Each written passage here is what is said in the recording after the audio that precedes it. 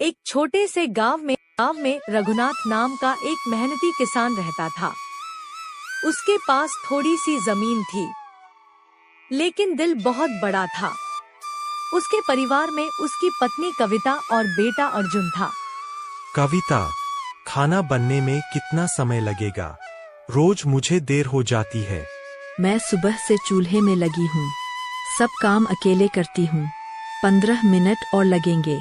दोनों के बीच छोटी मोटी नोकझोंक होती रहती थी, लेकिन दिल से दोनों एक दूसरे की परवाह करते थे। रघुनाथ अपने बूढ़े बैल मोती के साथ खेत की ओर निकल पड़ा। कुछ देर काम करने के बाद बैल थक कर गिर जाता है। अरे मोती, तुम तो बूढ़े हो गए हो। गलती मेरी है जो तुमसे इतना काम करवाता हूँ। वैसे भी हम थोड़े देर काम करेंगे फिर घर चलेंगे। कुछ देर काम करने के बाद रघुनाथ अपने बैल के साथ घर निकल जाता है।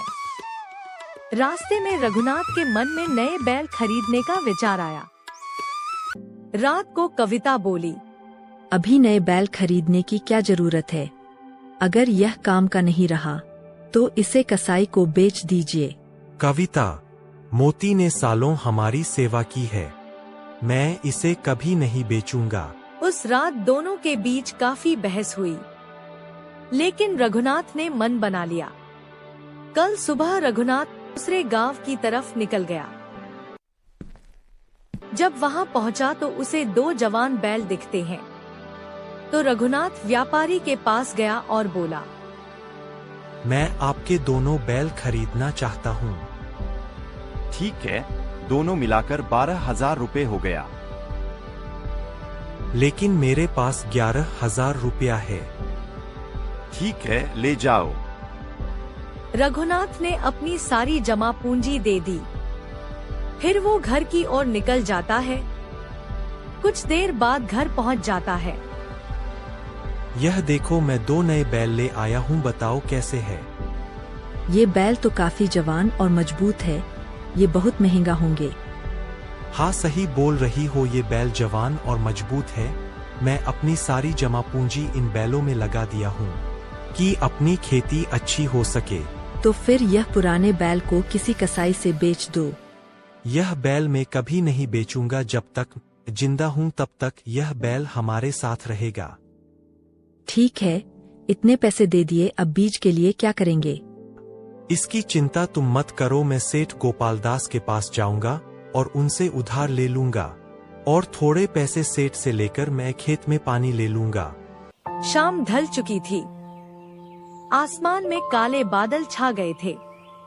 गांव की गलियों में सन्नाटा था। मजबूर किसान रघुनाथ धीरे धीरे कदम बढ़ाता हुआ गांव के सबसे अमीर और चालाक आदमी सेठ गोपालदास के बड़े से घर की ओर जा रहा था। उसके मन में डर भी था। अरे रघुनाथ, इतनी रात में क्या बात है? सब ठीक तो है? सेठ जी, इस साल बारिश ठीक नहीं हुई, फसल भी खराब हो गई, घर में खाने तक के पैसे नहीं बचे। अगर आप थोड़े पैसे उधार दे दे तो मेरी बड़ी मदद हो जाएगी। हाँ, पैसे तो मिल जाएंगे रघुनाथ, लेकिन दुनिया में कुछ भी मुफ्त नहीं मिलता।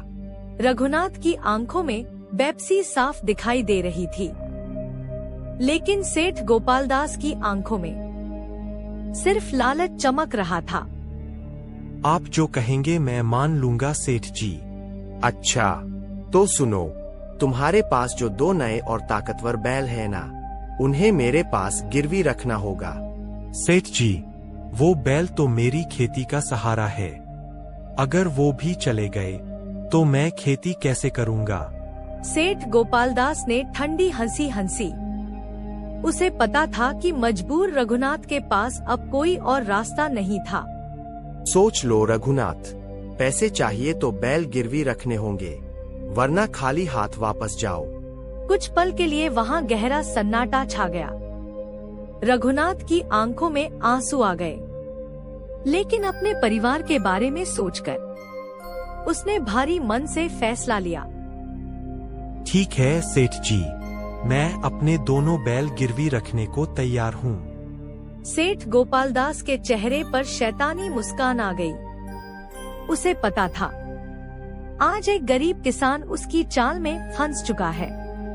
रात गहरी हो चुकी थी। आसमान में चांद बादलों के पीछे छिपा हुआ था। रघुनाथ भारी कदमों से अपने घर की ओर लौट रहा था। उसके दिल में दर्द था क्योंकि उसे पता था कि कल उसके प्यारे बैल उससे दूर हो जाएंगे। अरे रघुनाथ, इतनी देर कहाँ रह गई? सब ठीक तो है? सीता, मैं सेठ गोपालदास के पास गया था। ना तो क्या उन्होंने पैसे देने को मान गए क्या? हाँ, पैसे तो मिल जाएंगे, लेकिन बदले में हमें अपने दोनों बैल कालू और मोती को गिरवी रखना होगा। लेकिन वो बैल तो हमारी खेती का सहारा है। अगर बैल चले गए तो हम खेत कैसे जोतेंगे? सीता की आंखों में भी आंसू आ गए। कालू और मोती उनके लिए सिर्फ बैल नहीं, बल्कि परिवार के सदस्य जैसे थे। मुझे पता है सीता, लेकिन हमारे पास कोई और रास्ता भी तो नहीं है। घर में खाने तक के पैसे नहीं बचे। उस रात पूरे घर में सन्नाटा था। कोई ठीक से सो नहीं पाया, क्योंकि सब जानते थे कि अगली सुबह उनके जीवन में एक नई मुश्किल लेकर आने वाली थी। सुबह की पहली किरण गांव में फैल चुकी थी, लेकिन रघुनाथ के घर में आज खुशी नहीं बल्कि गहरा दुख था। आज वो दिन था जब उसे अपने प्यारे बैल कालू और मोती को सेठ के हवाले करना था। इतने में दूर से घोड़े की टापों की आवाज आई। सेठ गोपालदास अपने नौकर डगलस के साथ रघुनाथ के घर आ रहा था। रघुनाथ, तैयार हो गए ना? अब वादा निभाने का समय आ गया है। जल्दी करो, सेठ जी के पास ज्यादा समय नहीं है। रघुनाथ का दिल टूट रहा था, लेकिन मजबूरी के सामने वह कुछ नहीं कर सकता था। डगलस, इनका ध्यान रखना। ये बहुत मेहनती और समझदार बैल है।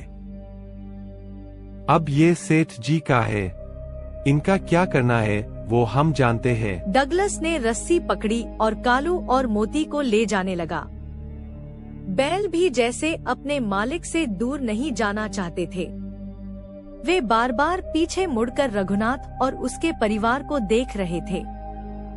भगवान,